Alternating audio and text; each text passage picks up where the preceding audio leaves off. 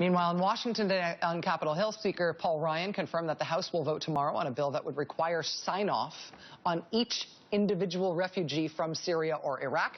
The bill would require sign-off on each one individual person from the director of the FBI and the director of national intelligence. That seems doable. President Obama has already promised to veto that bill, but the House is expected to vote on it tomorrow. This is the fight now on the campaign trail, in state houses, and now in the United States Congress. Joining us now is Congresswoman Tammy Duckworth of Illinois. She's an Iraq War combat veteran, and as a child, she saw firsthand another refugee crisis in Southwest Asia. She has an op-ed today called "Reject Fearmongers, Welcome Syrian Refugees" that appeared in today's Chicago Trib. Congresswoman Duckworth, it's really nice to have you here. Thanks for being with us tonight. It's good to be on, Rachel. What do you think explains the move, particularly by governors across the U.S., including the Republican governor in your state, to make Syrian refugees the issue and to try to block them state by state?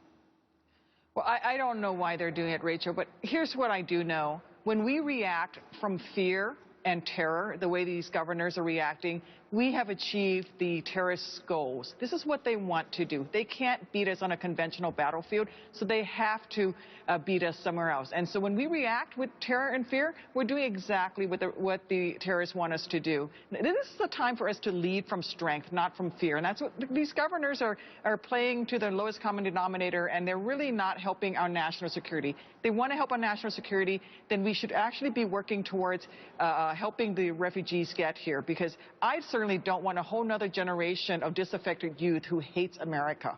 And that's what will happen if we leave these kids in these refugee camps. One of the reasons I wanted to talk to you about this is specifically because of what you've explained about your own lived experience. As a kid, I understand that you had some experience sort of witnessing firsthand refugees fleeing incredibly difficult circumstance and the importance of the United States in dealing with the refugee crises at that time. Could you talk about that a little bit?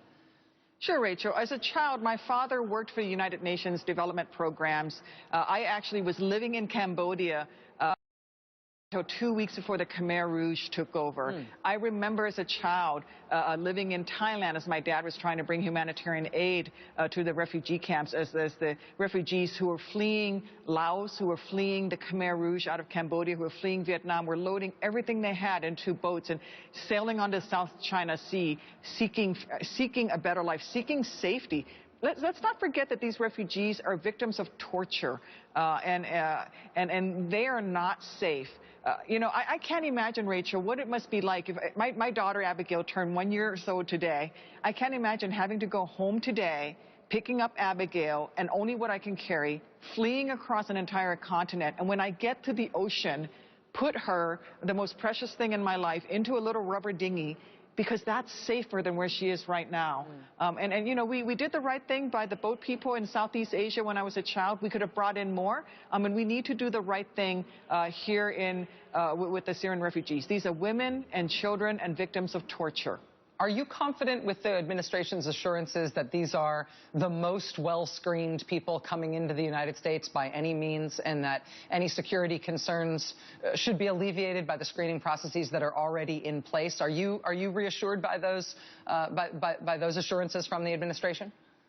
Well, Rachel, we have the most robust screening program in place of any nation that is accepting refugees. So before they even come into our 13-step process, they have to get through the United Nations Refugee Commission first, and then they come to us. They go through a 13-step process. They get biometric screening. They sit down with DHS interviews before they go through that whole process. I'm already working with the administration to figure out what else we can do to make sure that no one slips through the cracks. But let's be clear. These are women and children and victims of torture, and we turn our backs on them. We reinforce the message that ISIS is sending out to folks across the Middle East, that America hates Islam, that we hate them, and that we will turn our backs on them. And that will create yet another generation of people who will threaten our national security well into the future. And I simply am not going to allow us to do that. We are better than that as a nation, Rachel.